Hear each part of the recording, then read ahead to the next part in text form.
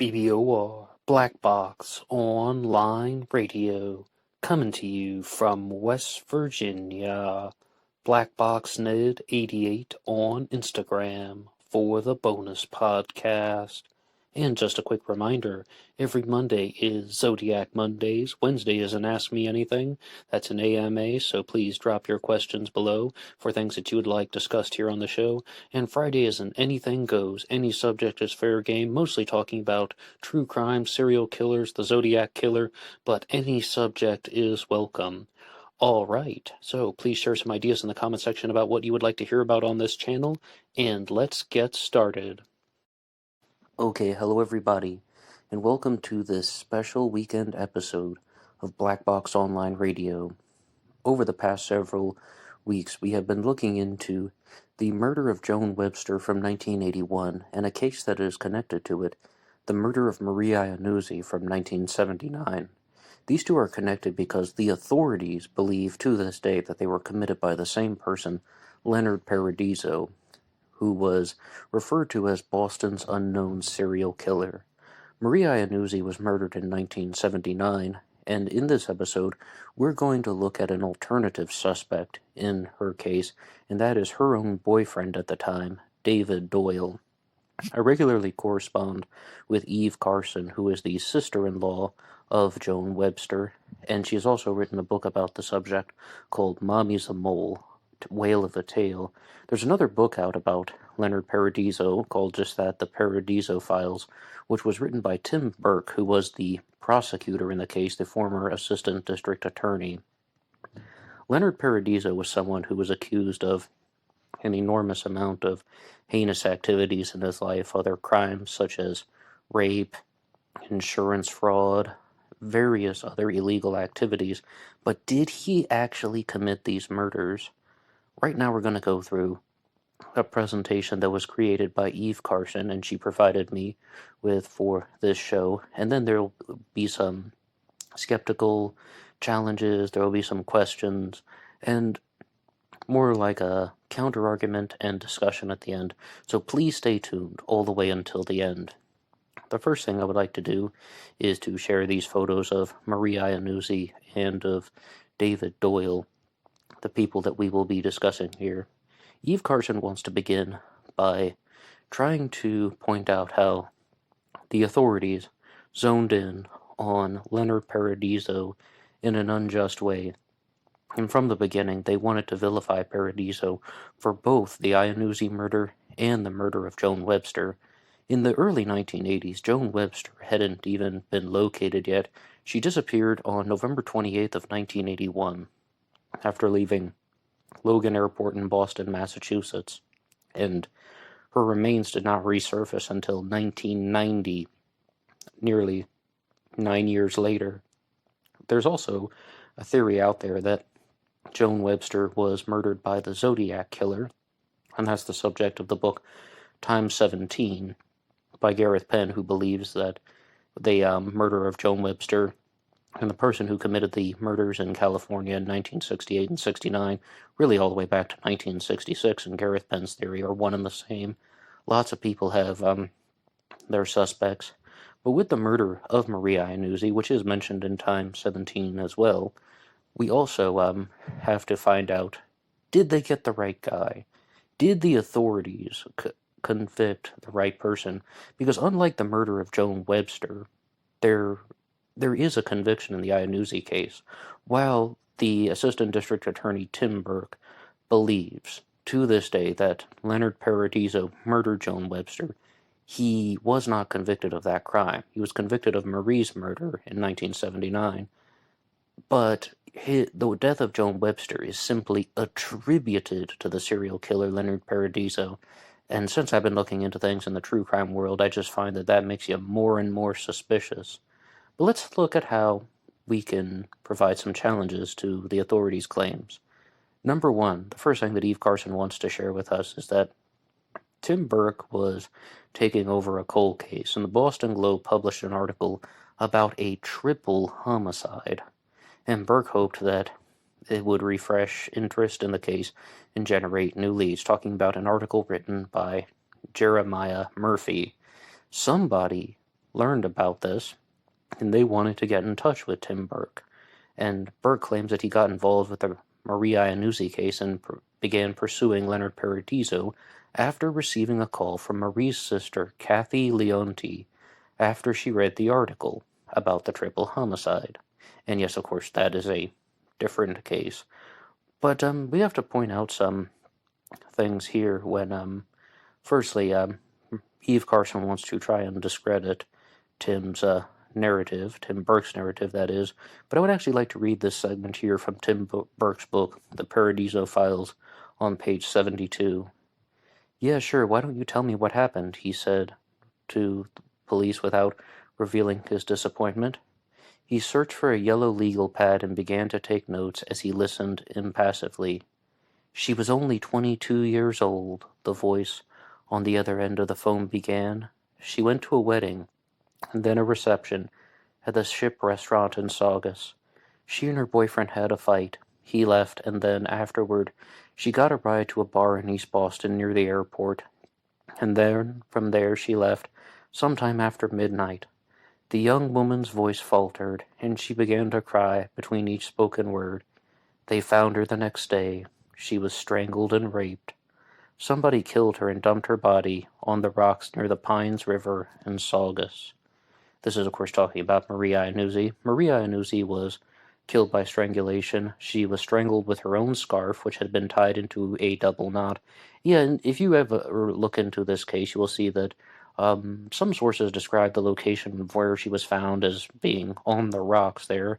Other sources describe it as a marshy area near Lynn, Massachusetts, or near Saugus. The point is, it's to the northeast of Boston. In short, if you ever look at a metro map of the city of Boston, there is a, if you keep going northeast, first you'll go to the airport area, then to the towns that we're going to be talking about. Revere is going to be very close by, and then there will be a commuter rail that will actually get to Lynn, Massachusetts.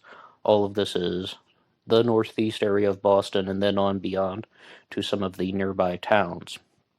But that word that is highlighted in green, or the sentence rather, "she was strangled and raped." Because I did a previous episode on the murder of Marie Iannuzzi, I didn't recall that she had ever been raped. In fact, from doing that episode, I thought it was quite to the contrary, and I had even reported that Marie Iannuzzi had not been raped at all. But I contacted Eve Carson about this line that you can see here in green, and she said simply that the examiners, that's the medical examiners, the forensic teams, and the pathologist, did not do a rape kit because they believed it was unnecessary. The autopsy did reveal that Marie had had consensual sex in the recent time before she was murdered, perhaps even within 24 hours of her death, but that is not something that is surprising at all. I mean, that's quite different than rape, is what I mean, and there would be no reason for them to do a rape kit if they did not see other physical evidence. I hope that is very clear. So I do not believe that Marie Iannuzzi was raped, and the medical examiners did not say that she was raped. She was strangled, and her body was found northeast of Boston, Massachusetts, and she also was not wearing any shoes. On to the next slide. Tim Burke provides a false explanation for involvement in the Iannuzzi case. There was an article that was published on the Saturday, the 27th of February, 1982. The earliest Kathy Leonti could have been in contact with Burke's office was Monday, March 1st of 1982. Essex County handled the case. Burke worked in Suffolk County. Suffolk County is Boston, and as we said, after you get outside of Boston, you're into some other counties. Burke prepared the subpoenas for the Commonwealth versus Leonard Paradiso on Tuesday, March 2nd, 1982. Burke seated the grand jury on Friday, March 5th, 1982, falsely representing the session as a John Doe session. Testimony implicated David Doyle, that's Marie's boyfriend at the time. Burke's timeline does not work. And if we look here, we can see very clearly on the next slide that this was not a John Doe investigation. This was the Commonwealth versus Leonard Paradiso. Very clearly that I follow Eve Carson completely on this one. Now, what exactly does this mean? Well, it means that they had it out for Paradiso from the beginning, and for some reason that we'll see throughout this, they're not looking at David Doyle at all as a suspect. And the thing that's been highlighted here in red is that they thought that Leonard Paradiso may be suspect in another case, in the next case in the Boston area, and already they're trying to get him for the disappearance of Joan Webster, thinking that he could be involved with that one. And so, one thing that Eve Carson shared with me recently is that she believes that there was a very large desire at the beginning to get Paradiso for both of the murders. And from Eve Carson's theory, she believes that he didn't commit either one of these crimes, the murder of Marie Iannuzzi and the murder of Joan Webster, but the authorities had it out for him from the beginning. Now, we're going to introduce a new person to this story. I mean, he's not new if you followed along with these episodes, and these have all been made into a playlist. By the way, if you haven't heard the previous episodes on the murder of Joan Webster and the murder of Marie Iannuzzi and the serial killer Leonard Paradiso, there is a playlist here on this channel, but that you can follow along with. You can always like and subscribe. But just in case this is the first one that you've heard, we're going to introduce the jailhouse informant Robert Bond. He is someone who was allegedly providing the authorities with all of this damning evidence about Leonard Paradiso, because just for that, he's a snitch. He's a jailhouse snitch. He's trying to obtain information, and then by giving the authorities, meaning a state trooper, detective, the lawyers, giving them this information, he thinks that he's going to get time off of his sentence. And there's also another alternative motivation for Robert Bond to do this. But Robert Bond was interviewed by the Massachusetts State Police on January 14th of 1983. Robert Bond was transferred to the Charles Street Jail on December 8th of 1982. Bond was placed in cell 68 on the third tier, and then he was lowered to cell 36. Bond was in close proximity to Leonard Paradiso, who was in cell 31. And the name of the individual who moved him there was redacted. I thought it was really weird when I was reading this off, because I had read the right side of this slide first. No, I wasn't in 68. I was up on the third floor. You were on the third? Yeah, he asked me to move down to his tier. He did? How did he do that? And that has been redacted. And I was like, well, that's just kind of weird. And then it just says, yeah. It's like, yeah more than yeah. And that really is quite bizarre, but that's what we have to go with. Robert Bond was interviewed by a private investigator and attorney on May 6, 2008. Bond stated that a man from New Jersey sent people to see him, and this is George Webster. George Webster is, of course, the father of Joan Webster. When asked if George Webster had ever come to see him, Mr. Bond answered in the negative, adding that Webster had sent people to talk to him. Although we questioned him repeatedly about the identity of those persons and how they were sent by Webster, Mr. Bond refused to answer. Also note that he kept insisting that they were sent by the guy in New Jersey, in reference to George Webster. And yes, Joan Webster was in Boston, Massachusetts, as we said, leaving Logan Airport on November 28th of 1981. She was actually traveling because of Thanksgiving break. Joan Webster was a student at Harvard studying architecture. She was 25 years old when she went missing. Moving on to the Glen Ridge police report that involves Lieutenant Tom Duggan on November 30th of 1982. This brings us to a new person who has not been mentioned on the channel before, and his name is Jack McEwen. Jack McEwen was head of the ITT security. McEwen was the liaison for George Webster at ITT, and they had a meeting scheduled on December 8th or 9th of 1982. Robert Bond was transferred to the Charles Street Jail on December 8th of 1982. Carmen Tamaro, he's one of the detectives, Andrew Palumbo, a trooper, and Tim Burke, the attorney, were the people that met with Bond. Tamaro enticed Bond with a $50,000 reward, money from the Websters. Now, the $50,000 reward is, I'm sure you've seen these things all the time on missing persons posters or on any type of wanted poster. It's just that. There was a $50,000 reward for information leading to the discovery of Joan Webster, and they were enticing Robert Bond with that. That's his additional motivation, as opposed to the basic jailhouse snitch rewards that he was in for. He thought he was getting $50,000 for providing this damning evidence against Leonard Paradiso. Now, once we get to the Marie Iannuzzi trial, this is when things really begin to heat up, and it looks like that her boyfriend at the time, David Doyle, is going to be much more guilty of the murder than Leonard Paradiso. So at the Iannuzzi trial, Bond's testimony is on July 16th of 1984. Robert Bond was transferred out of the Charles Street Jail on December 29th, 83. He had no contact with Leonard Paradiso after that date. The only three people that he has contact with related to this case would be Carmen Tamaro, Andrew Palumbo, and Tim Burke, as we said, law enforcement and the assistant district attorney.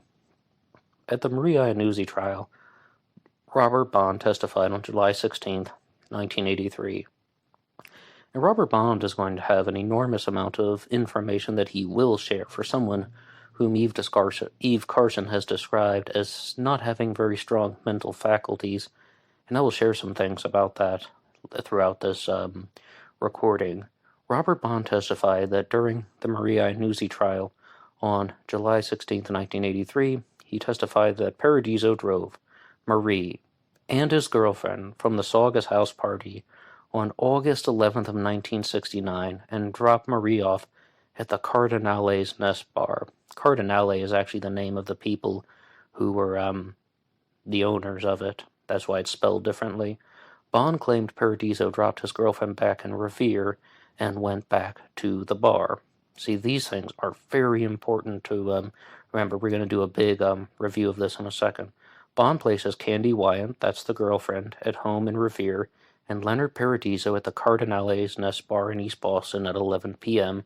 on August 11th, 1979, the day that all of this should have taken place. Okay, so, these are very precise things for someone with poor critical faculties to remember. But let's look at how he's doing this.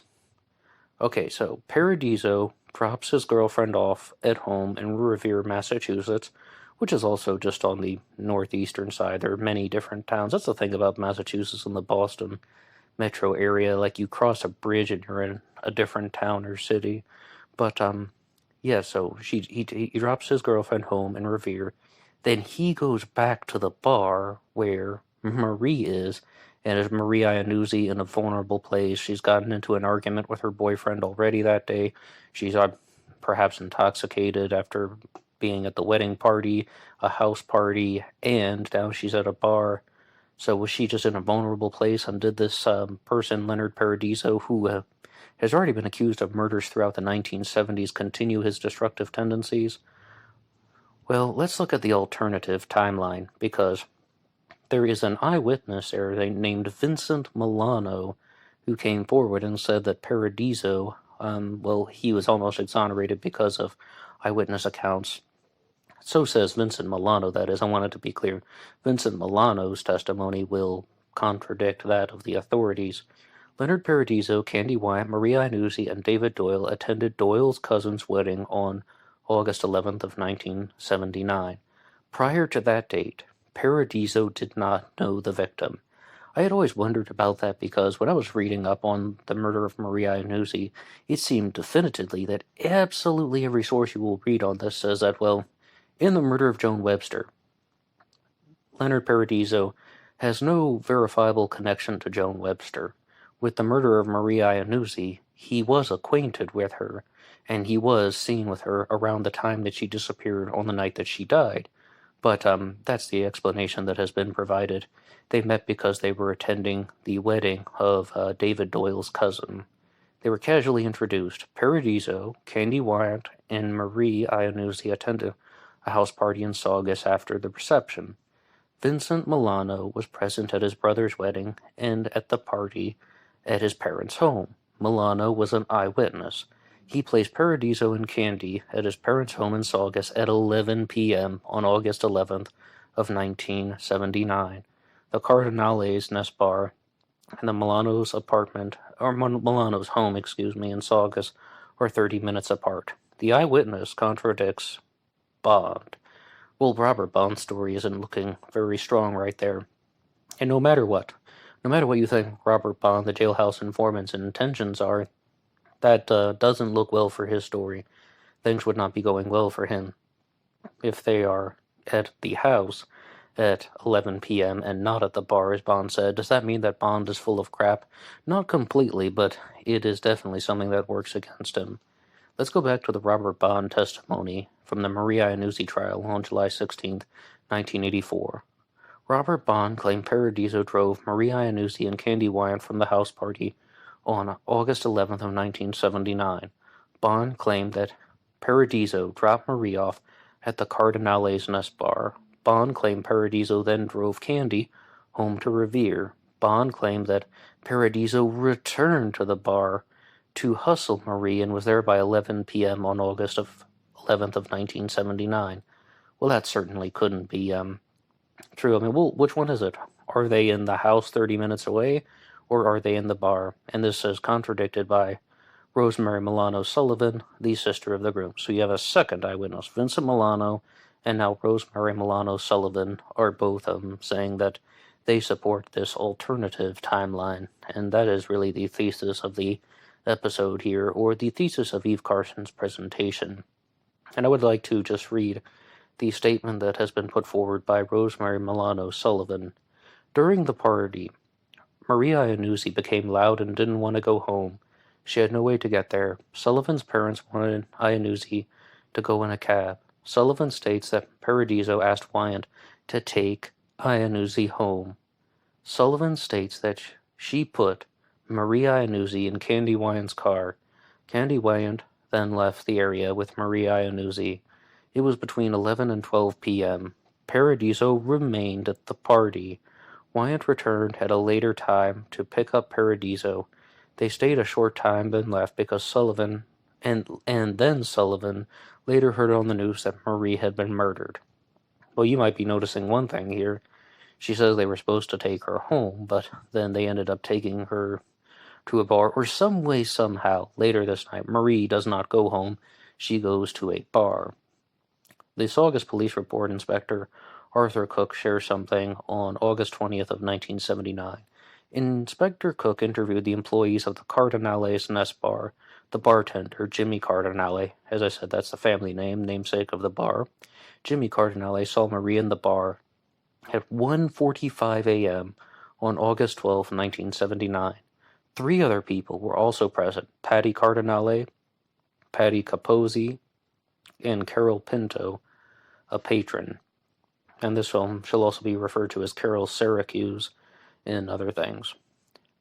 Paradiso went to the bar twice after he left the Saugus party to return Marie's belongings that were left in Candy's car. And I think we'll get to that in a second, but the long story short with that is the reason why there's so many back and forth trips between the party and the bar is Candy Wyant drove Marie to the bar, it seems, and there were items that she had left in the car. Oh no, Marie left this stuff behind. Let's go back and give it to her.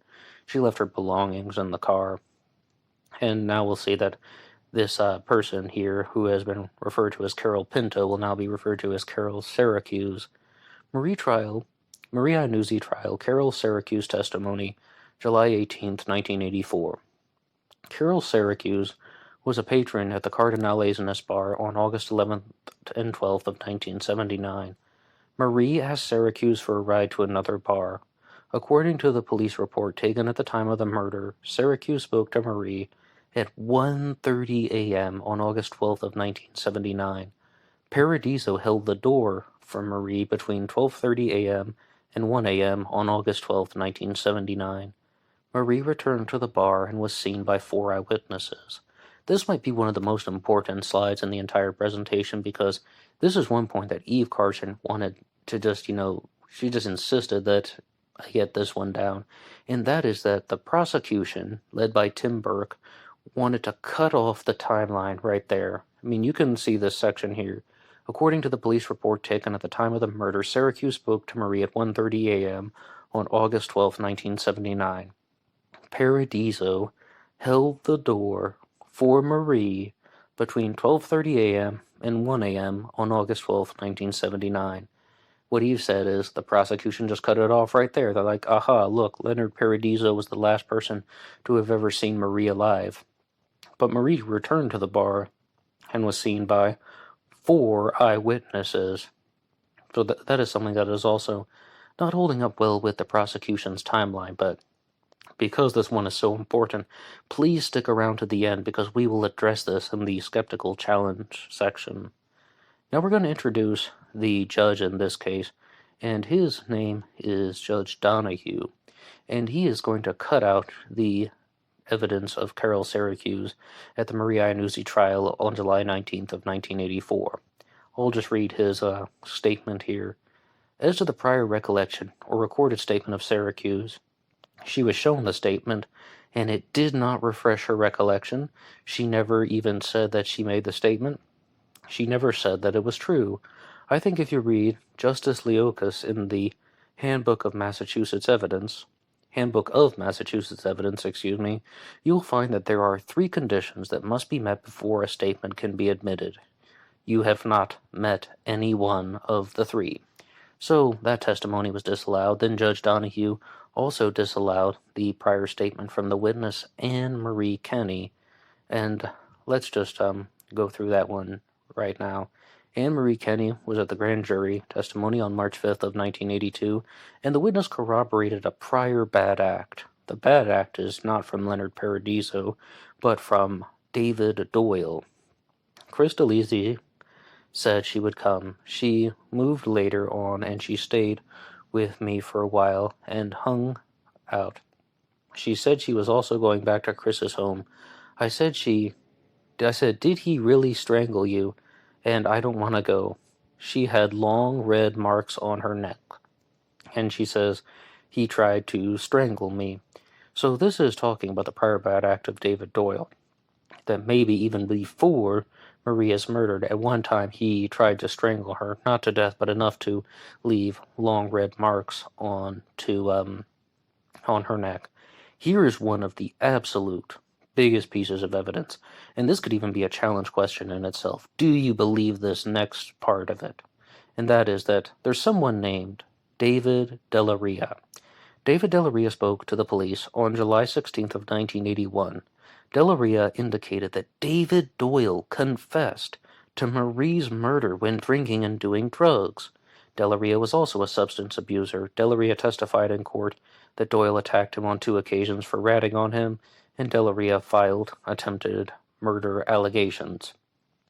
Do you believe that? Now, of course, this one is also not going to be taken very seriously, because you heard very clearly that Delaria was a substance abuser, and it's the same judge, Judge Donahue, Roger Donahue. He cuts the exculpatory evidence in the Marie Iannuzzi trial. He cut the statement of David Delaria. But what do you make of that?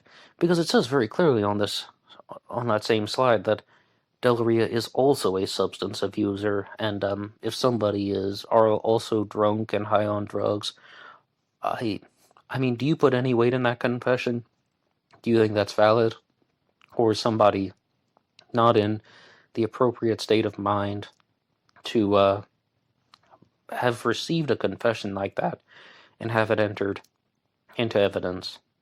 So we have the let's just get to some of the other evidence against David Doyle. There's a Saugus police report from August 6 of 1981, and this looks at the incriminating evidence of David Doyle. After Marie Iannuzzi's murder, David Doyle had scratches on his body, including his hands, and I think there's also one on his face as well. Marie Iannuzzi had very long fingernails, but here's something else that is a little bit harder to explain. Even before Marie Iannuzzi's body had been ID'd, her bags were packed, and they were already in the home. Her stuff had all been packed up, but that was before her body had been ID'd. And then David Doyle takes flight. He gets out of town, and he ends up in Newark, New Jersey, and then he's caught in Newark, New Jersey, trying to steal things. In one report, it says that he was stealing an airline ticket, and in another one, I believe it said that he was trying to steal luggage. Perhaps it was both, but he was arrested for these attempted thefts. But I mean, this stuff is very very intense evidence against David Doyle. Let's look at the scratches first and foremost, because there are two explanations, or at least three explanations, that will be provided about why David Doyle has all these scratches on him after his girlfriend is strangled. And this is from the August 13th, 1979, on the morning of August 13th, 1979.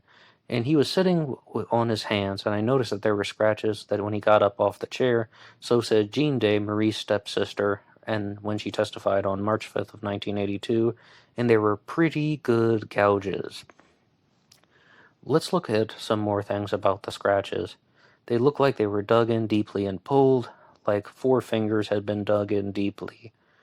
But, I mean, one of the more shocking things that I found were the explanations that had been provided by David Doyle. And there are at least 2 excuses. There might even be a third. One is that he said that the cat scratched him. I don't know why that was so hard to say. The cratch scatted him. No, the cat scratched him. Doyle said the cat scratched him during an interview with police on August 13th of 1979 when the body had been identified.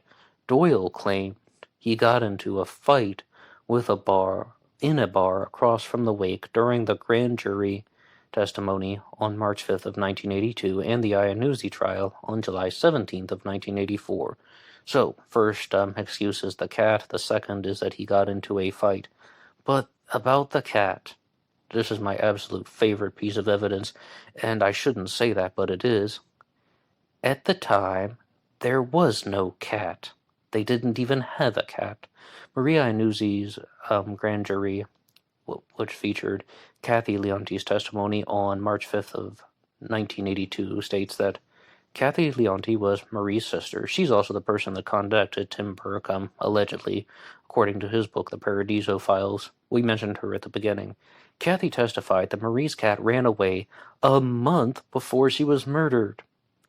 Kathy indicated that Marie's clothing was packed on Monday morning, August 13th, 1982. David Doyle gave a false explanation for the scratches on his face and hands. Or, I mean, that absolutely would be false if there is no cat. I mean, if they don't even have a cat at the time. And I find this so shocking because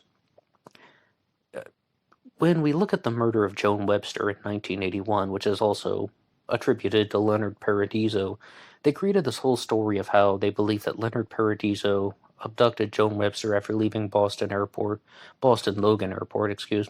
They got into what would be described as an illegal taxi. Paradiso was looking for a victim, and he abducted Joan Webster. Maybe he said that the illegal taxi rate would be cheaper than a regular taxi, and he drove her to a boat called the Malafemina. And while she was on the boat, I mean, maybe he lured her there at gunpoint, coerced her in some way to get on the boat, then sexually assaulted Joan Webster, and then he dumped her body either in the Boston Harbor or out at sea. The problem with the boat theory was the boat also didn't exist. There was no boat. The boat sank in July of 1981. I believe it was July 26, 1981. Leonard Paradiso intentionally sank the boat by breaking the rudder in an insurance fraud scam. But, so in the murder of Joan Webster, the boat that she was murdered on didn't exist at the time, and in the murder of Maria Iannuzzi, Doyle's explanation for how he got scratches on him was the cat did it, and there is no cat that they have. What was he doing, punching a stray cat? I mean, this is just absolutely shocking that these explanations are coming up and people are turning blind eyes to them. Now, Robert Bond was interviewed by the Massachusetts State Police on January 14th of 1983. Tim Burke claims Bond got information he could only learn from Paradiso. Bond refers to Eddie Fisher as a friend of Doyle's. Doyle testified that he was with Eddie Fisher during the alleged bar fight. Marie was seeing Fisher when she lived with Doyle. She was cheating on Doyle. Paradiso met Marie and Doyle on August 11th of 1979, a casual introduction. Paradiso would not know about Marie's relationship with Eddie Fisher. Bond says that the name may have come up from the MSP, the Massachusetts State Police. Well, so sounds like David Doyle is trying to cover his tracks, but I'm really surprised that that Robert Bond can recall all of this information based on the lack of mental faculties that Eve Carson described him as having. Now here's even something else. I said that there was a third explanation provided for the scratches, right? Rosemary Doyle, David Doyle's mother, gave two excuses for the scratches.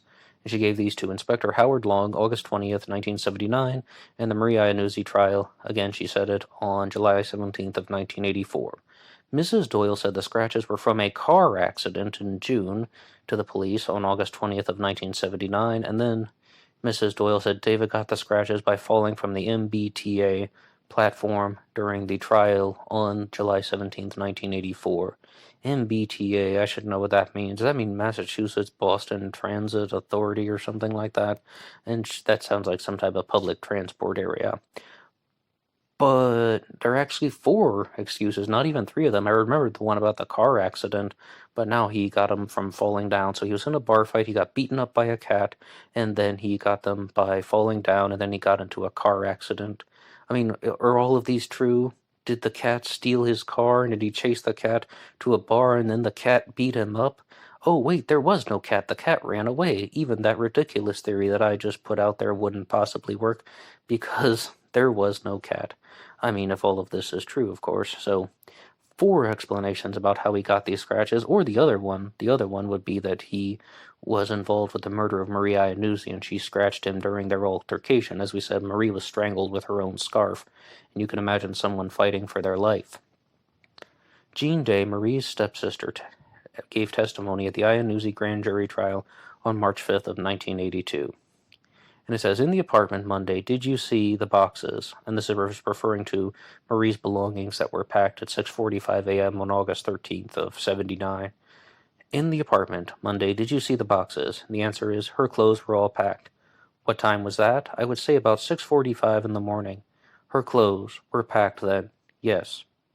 We looked at Gary, and we saw a drop of blood. It was on wood stairs. They were having the house done over. The steps were plain wood. They were going to have them carpeted. What stairs? The first flight going up. I'm almost positive that it was on the 3rd step. Did anybody tell the police about it? And she says, I think I told them at the wake, during the wake, or the funeral. So that's some other things. Doyle has the scratches on him. Marie's stuff is packed up. But, now, let's keep going with this here. Jean Day was Marie's stepsister.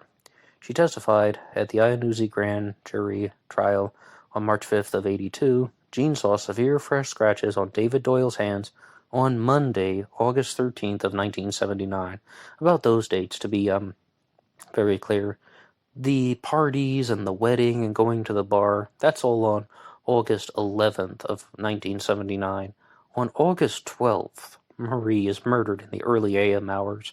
And recalling the information from that previous episode that I did, Marie's body is then found somewhere between 12 and 16 hours after her body was dumped in the marsh area to the northeast. After her body is dumped, later that same day in the late afternoon, her body is discovered. That's all occurring on August 12th, and then on August 13th is really the day after those events have taken place. So August 13th would be the day after Marie was murdered. Jean saw Marie's belongings packed at 6:45 a.m. on August 13th. Jean saw blood on the steps to Marie and David's apartment on August 14th. Jean corroborated Doyle's prior bad act of strangling Marie, as well as that not only did he strangle her, but enough to leave marks behind, and Jean affirmed Doyle's violent temper. Private investigator Dennis Slosby, a sworn affidavit under the pains and penalty of perjury. Defense investigator Dennis Slosby interviewed Jean Day, Marie's stepsister, on July 18, 1984. Day went into hiding before the trial but appeared in court. Day's recollection of Marie's murder was consistent with her grand jury testimony on March 5th of 1982. Private investigator Dennis Salisbury gives a sworn affidavit interview with Jean Day. Jean Day was escorted down the hall by Tim Burke and Andrew Palumbo. Jean Day changed her testimony on the stand. July 18, 1984. Day changed the testimony about how Marie wore stockings and when she saw her bags packed.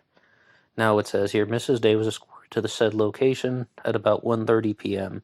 and in the company of State Trooper Andrew Palumbo and Assistant District Attorney Tim Burke. Her testimony sharply contradicted what she had said only a few hours earlier. And so we can see that maybe something has happened there. Or we're alluded to believe that something has happened there. Tim Burke affirms that the Jean Day assault of the summer of 1982, Marie's trial was in July 18th of 1984. No police report. Andrew Palumbo knew when the incident happened, and he had pictures. Jean Day confided in her neighbor, Louis Tonto Donato, and it says that Tonto Donato gave a sworn affidavit under the pains and penalty of perjury that Jean Day was pressured by police and threatened with losing her child and criminal charges. Jean Day gave false testimony against Paradiso on July 18th of 1984. So that would be a motivation right there. And then we're going to look at somebody else that we haven't mentioned yet, Christine DeLisi, at the Iannuzzi grand jury testimony on March 5th of 1982. DeLisi detailed David Doyle's bad act during the grand jury testimony that implicated Doyle. The prior bad act corroborated by witnesses Jean Day and Anne-Marie Kenny. These bad acts are meant to show David Doyle has a fiery temper, he can lose control, and he had also tried to strangle Marie once before. Poor woman Marie. Dennis Albano gives a sworn affidavit under the pains and penalty of perjury. Christine DeLisi confided in her, and the Massachusetts State Police pressured her to testify against Paradiso, and she was also threatened with losing her child and criminal charges. David Doyle alleges Marie was going to get a ride to the house party from Paradiso and his girlfriend.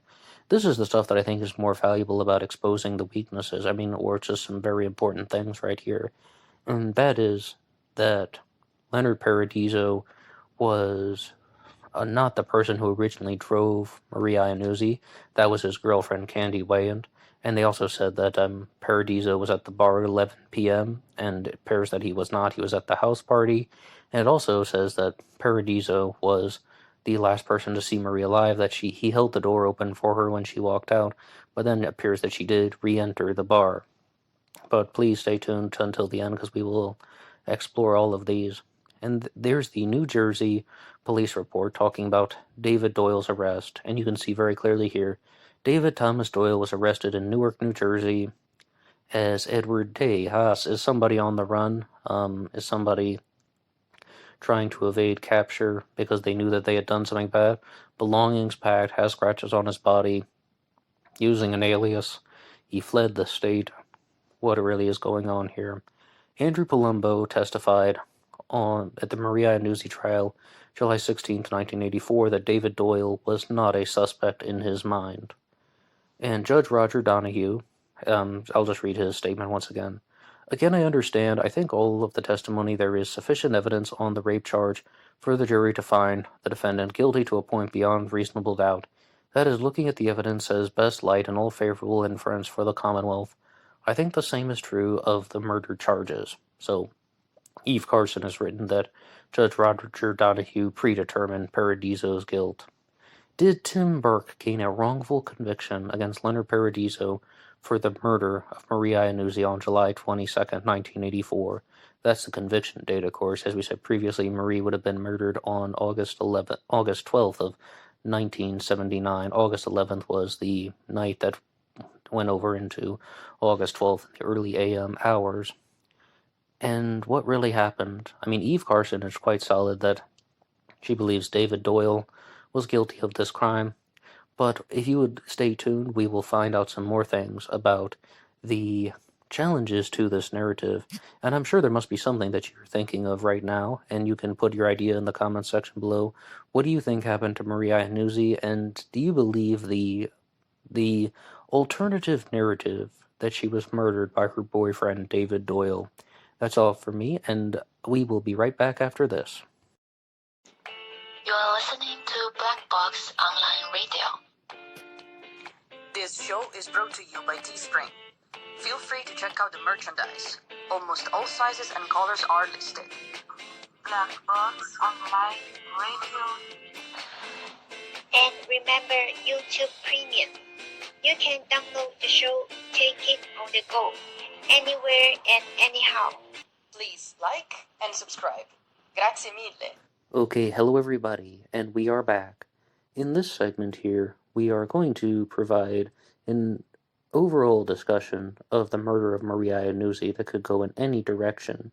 And I think before we do that, let's try and get this timeline down 100%, or at the very least the way that Eve Carson has reconstructed it. And she wanted to say that here is the sequence of events. This is something that she has written to me privately.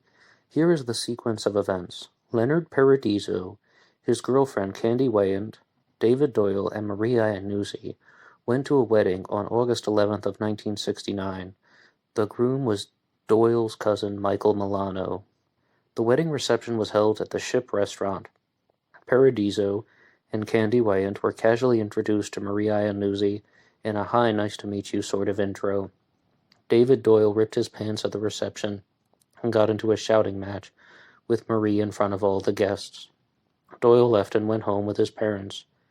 Marie went on to a house party in Saugus, held by the groom's parents. She rode with Doyle's cousins. That was confirmed by numerous people, but Doyle did try to falsely suggest that Lenny had given her a ride during the trial. Marie was intoxicated, and the groom's father wanted her to leave. She refused a ride from the priest who performed the wedding. Mr. Milano called a cab, but Marie refused to get in it. Candy Wayand offered Marie a ride, and Rosemary Milano Sullivan loaded Marie into the passenger seat. But this is the important thing. They didn't drive her home, as some people were encouraging them to do so. Candy alone drove Marie to the Cardinale's Nest Bar in East Boston, a half an hour away. Leonard Paradiso stayed behind at the party. Candy got back to the house party in Saugus at 11 p.m. Vincent Milano, Doyle's cousin, saw both Candy and Paradiso at the Milano house party at 11 p.m.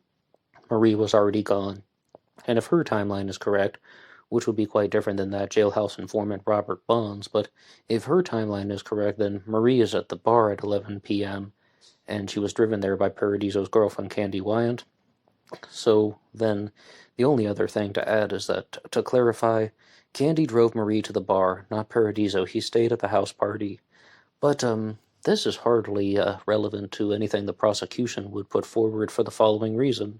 Candy returned to the house party in Saugus to pick Leonard Paradiso up. They found some of Marie's belongings in the car on the way home. They went into the bar to return them. That's when Paradiso was seen holding the door for Marie as she walked out. Tim Burke cut it off there.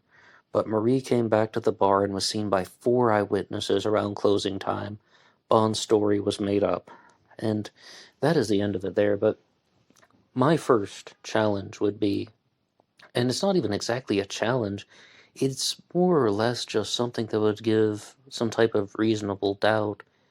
Alright, so Paradiso is seen holding the door open for Maria Iannuzzi, and then she walks out of the bar, and then she walks back in at one point, and then she's seen by 4 eyewitnesses.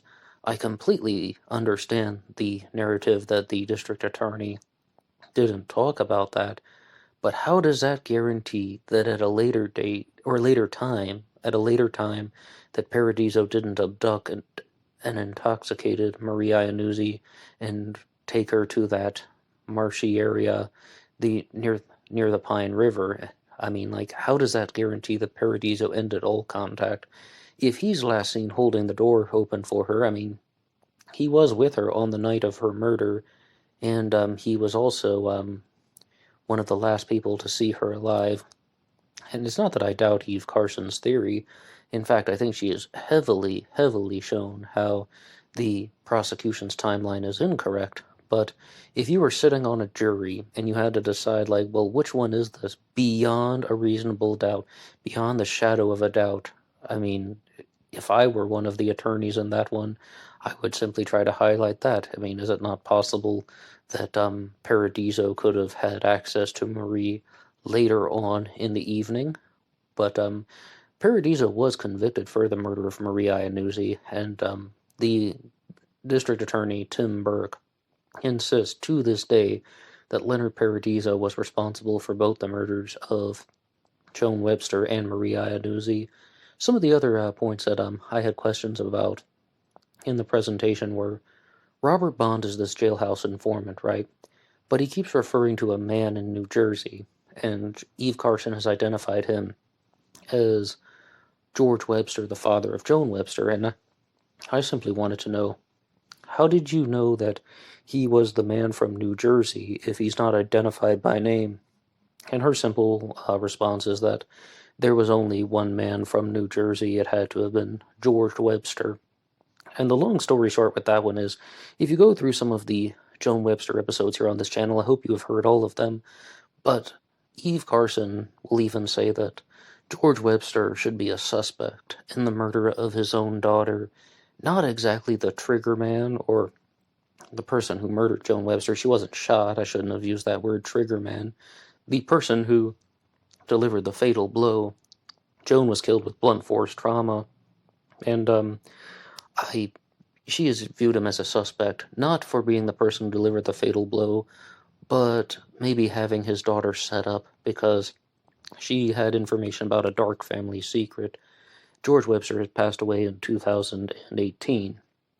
And another point, though, that I wanted to know is, if the authorities are just trying to vilify Leonard Paradiso, why? Why on earth would they do that? Not only in the murder of Joan Webster, but also in the murder of Marie Iannuzzi. I mean, what is the real benefit of that, especially at that time?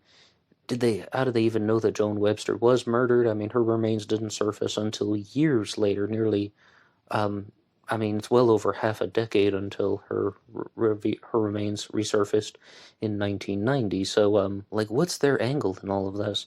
And I asked Eve Carson that exact question about, what is the motivation for the authorities to vilify Leonard Paradiso? And this is a very extended answer, but she has written me this here. The sequence of events really answers that question. Palumbo took over the Iannuzzi case in February of 1981. The case was already cold. He formed a relationship with David Doyle. He spoke to him 20 to 30 times undocumented. They had an inappropriate relationship for a cop and murder suspect. The relationship was probably of a cop and an informant. The testimony suggests that, and that is the word that I heard in the community, but that is difficult to prove. Oh, it's absolutely difficult to prove that somebody is an informant. And I don't mean to go off on some type of tangent, but Tom O'Neill wrote the book Chaos about the Manson murders and some possible connections to the CIA, and he was having somebody review part of the case file, and some guy just said about all the reasons why Charles Manson was going into jail and getting out of jail, and it almost seemed like he was being released in an inappropriate way, and the guy just said, chicken shit, chicken shit, chicken shit. He was an informant, and Tom O'Neill asked the guy, an informant for whom? And the response was, you will never know. I mean, it's difficult to document these things, and Eve Carson has just written there, it's something difficult to prove, and I am tempted to avoid bringing up this one person's name, but I might as well. I give him enough publicity. His name is Thomas Henry Horan, and he is the author of The Myth of the Zodiac Killer, as well as some other books, Gemini Tiger, 40 Days, and he once said on his show, the Stones Unturned podcast, that in many of these high-profile cases that are quote-unquote unsolved, one of the reasons why they are unsolved is they are covering up the activities of an informant. I mean, you can dispute that in the comment section all you want. I just wanted to put that out there. Let's go back to Eve Carson's message that she has written me. With Palumbo as the lead on the case, Doyle was already shielded. Why open the can of worms? The case was already cold and nothing happened for 10 months under Palumbo. Marie's case, after Tomorrow's friend, Patty Bono, that's Carmen Tomorrow, Tomorrow's friend Patty Bono made the anonymous call to implicate Paradiso for both Marie and Joan's murders. If he was just protecting Doyle and Marie's case, Palumbo could have left this in the heap of cold cases. But, needing a scapegoat for Joan, Marie's case offered that opportunity. Paradiso had a record. He had been considered before in Marie's case. When they arrested Paradiso for Marie's murder, they had no more evidence than they had before. They arrested him before they came up with the witness to make the allegations. They were already spreading them internally. Yes, this was a way of satisfying Joan's case. And, Joan Webster's disappearance was very widely publicized in the Massachusetts area, and Eve Carson has also written some things about how the tabloid media latched onto it, and in some of the source documents that she has shared with me, it also talks about that, about the wide amount of publicity that the disappearance of Joan Webster received, and that's one of the reasons why I believe Gareth Penn was so intent on adding it into his 1987 book Times 17 when he talked about how he thought the Zodiac Killer operated in California and in Massachusetts committing the murder of Joan Webster. But I think that you can gather what Eve Carson is saying, that they wanted somebody that could be convicted for the murder of Marie Iannuzzi, and then that person is going to go to jail. Then they're going to attribute the death of Joan Webster to this person, and just the authorities are going to say he committed both these crimes, even though he wasn't convicted of the murder of Joan Webster. They wanted to put him in jail. They wanted to put him behind bars. They probably thought that he was someone who was not a very good citizen to begin with, and Leonard Paradiso did commit other crimes. I would want to add in one point, though, that Patty Bono did respond to a post that had been written about Eve Carson's book, Mommy's a Mole, and this was back in 2014, and I read this one off once on the channel, but Patty Bono wrote her own response saying that, yes, indeed, she was raped by Leonard Paradiso, and she was assaulted by him, and she did have a violent history with this person, and she wanted to make it known that those accusations were very real in her memory. So it's a little bit more than just making an anonymous phone call. She does have some personal ground in the story. But as far as actually committing the murders, though, I mean, that would be something quite different. Leonard Paradiso maintained his innocence all the way until his death. In 2008, he passed away in prison from cancer. But in regards to the skeptical alternatives, I think that this timeline is so unbelievably solid in terms of trying to challenge Robert Bond. I mean, I'm surprised if he is as dumb as they say he is, how he would even be able to keep any of this straight. I mean, maybe the thought of getting $50,000 would allow him to have a little bit more extrinsic motivation, if you will. But about the murder of Maria Iannuzzi, Leonard Paradiso does have a connection to her. He is someone who has a known history of attacking women. We just said that Patty Bono had been very clear about that. And yes, allegedly, right? I mean, known history. Someone has come forward and brought those allegations against him, but I don't believe he was convicted for assaulting Patty Bono, and that's why she called in, or to the best of my knowledge now, I will leave it at that. But he has a history of attacking women. He has a history of committing other crimes, such as insurance fraud and other assaults on women. So he was what someone described as being an unsavory citizen in the Boston area. And he was with Maria Iannuzzi on the day that she was murdered. But then what about all of Doyle's suspicious behavior? I mean, fleeing the state, using an alias, stealing things from an airport, packing Marie's stuff into just getting her stuff packed up, period. All these stories about how he got scratches on his body. It was the cat. It was a bar fight. It was a car accident. I fell off a train.